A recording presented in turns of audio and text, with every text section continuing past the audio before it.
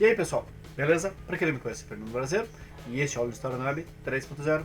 Hoje, na segunda de 3 partes dos vídeos sobre a formação do Estado português, do Reino Português, enfim, de Portugal, como nós vamos conhecer futuramente. Temos da sua formação, a contribuição dos mouros, a revolução dos avis e tudo mais. Agora a gente vai tratar especificamente da expansão marítima e das suas evoluções náuticas, indo para as Índias, África e Brasil, beleza? Beleza! Quem puder se inscrever no canal, eu já agradeço, dá aquela força, estamos caminhando paulatinamente para chegar aos 1000 inscritos até o final do ano, o Retro Games já passou de 3000, ajudem os dois canais a bater as 4000 horas, já falei demais, e bora pra vinheta.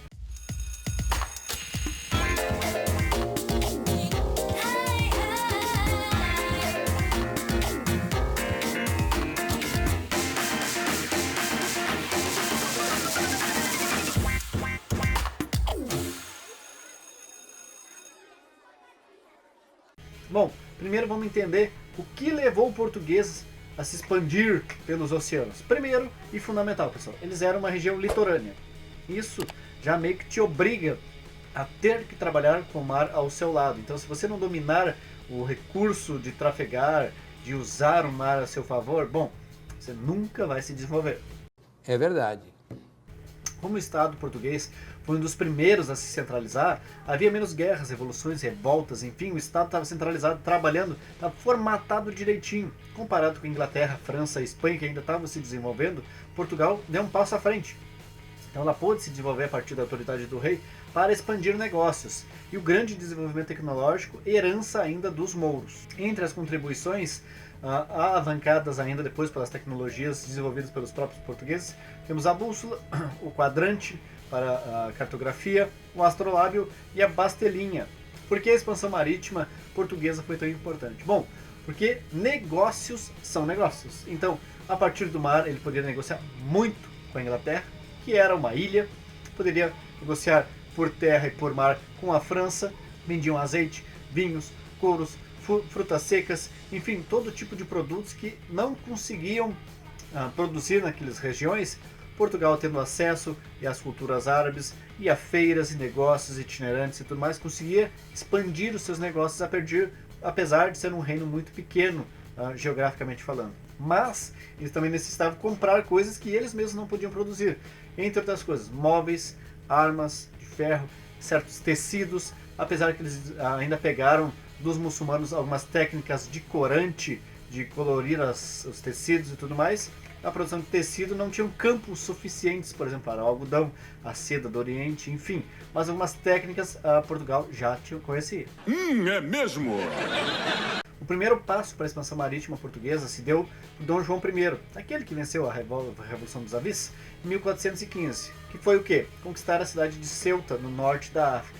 Por quê? Existem duas importâncias para essa conquista. Primeiro, o lado africano do Estreito de Gibraltar. O Estreito de Gibraltar é conhecido mundialmente por ser um entreposto comercial ali. Muitas embarcações, muitos países atravessam aquela região em busca de negócios. Então, a conquista de Ceuta, que fica bem localizada ali, ajuda estrategicamente. E outra, uma conquista simbólica, que aí, com a ajuda dos Cavaleiros Templários e apoio da Igreja Católica, torna aquela conquista, aquela região, um sentido de cruzada. Lembrando, a cruzada é aquela batalha da Igreja Católica em busca de eliminar ou converter fiéis infiéis em fiéis, ou mesmo dizimar os infiéis, para que assim a palavra pura da Igreja Católica seja única e soberana naquela região. Aqui no mapinha, pessoal, vocês têm uma ideia de como foi toda a viagem até a conquista de Ceuta.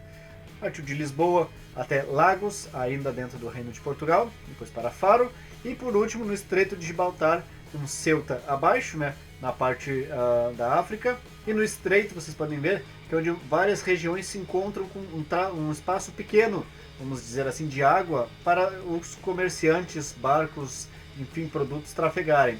Tendo acesso a esse pequeno estreito, Portugal se desloca lá daquele cantinho isolado do litoral para uma região onde pode acessar várias e várias regiões, tanto ao norte quanto ao sul.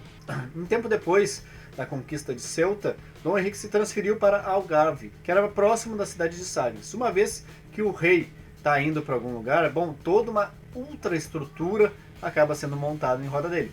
Ali se reuniram cartógrafos, astrônomos, matemáticos, navegadores, pescadores, marinheiros, enfim, todo mundo que tem experiência náutica acabou se agregando no mesmo local.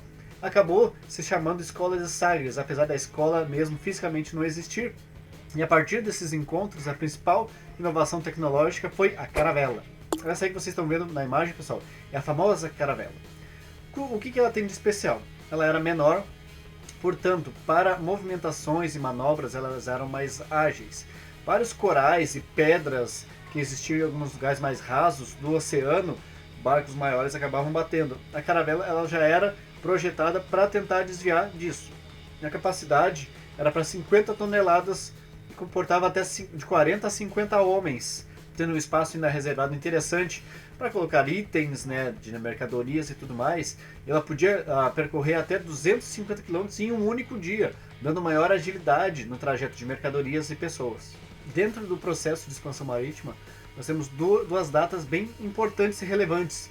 Temos 1444, que foi a primeira expedição com cerca de 200 africanos aprisionados, ou seja, a primeira carga, pessoal, de africanos vendidos como escravos em praça pública em Portugal. Ou seja, os portugueses já estavam começando a saquear o continente africano atrás de mão de obra escrava. Em 1460 nós temos a bula do Papa Eugênio IV, que garante o monopólio. Portugal é o continente, Portugal é o reino que pode explorar e capturar tanto muçulmanos quanto demais pagãos africanos para fins de escravidão.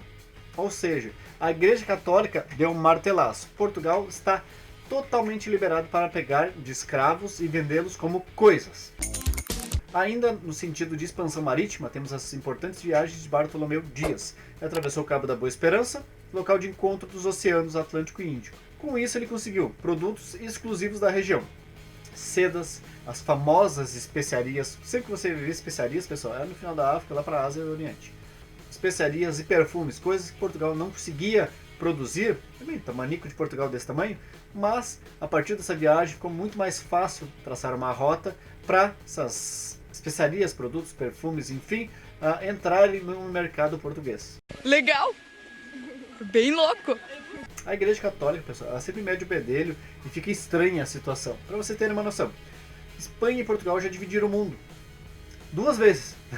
A Espanha e Portugal se disputavam assim, ó, como as duas tinham tecnologias náuticas bem avançadas para a época, elas começaram a disputa pelos territórios assim conquistados e descobertos. Bom, a Espanha descobriu a América antes de Portugal descobrir o Brasil. Então, logicamente, eles achavam que o território tudo era deles. Para resolver essa treta, eles convocaram o Papa espanhol Alexandre VI. E assim fizeram a bula intercoetera. Como ela funcionava? Não sei. Bem ao pé da letra, pessoal. Todas as regiões localizadas a 100 léguas do oeste do arquipélago do Cabo Verde pertenciam à Espanha. O resto era de Portugal. Isso foi em 1493. Um ano depois, Portugal bateu o pé, até que mudaram, aumentaram o espaçamento. Deslocava de 100 para 370 léguas do arquipélago de Cabo Verde. Estranho que Portugal já estava pedindo terras para esse lado, sendo que o Brasil não tinha nem sido descoberto, só seria 6 anos depois. É claro, a descoberta do Brasil já era sabido de terras aquela localização, mas Portugal ainda não havia tomado posse, ocorreu em 1500. Pelo mapinha vocês têm uma noção precisa do que eu estava falando. Ó, a linha verde que vocês estão vendo da proposta do Papa Alexandre VI. O que é ela? 100 léguas do arquipélago de Cabo Verde, que é aquele pontinho no meio do mapa. O Tratado de Tordesilhas, que é esse famoso, que foi refeito, ele deu mais 270 léguas a oeste, ou seja, aumentou o território português. Se vocês repararem em amarelinho, bom, a América, quase todinha a América, era espanhola, o que está de branco no mapa era domínio português, tudo que eles conseguissem, enfim, estava bem dividida a terra, né? 2 países achando que era o dono de tudo. Já avisei que vai dar merda isso.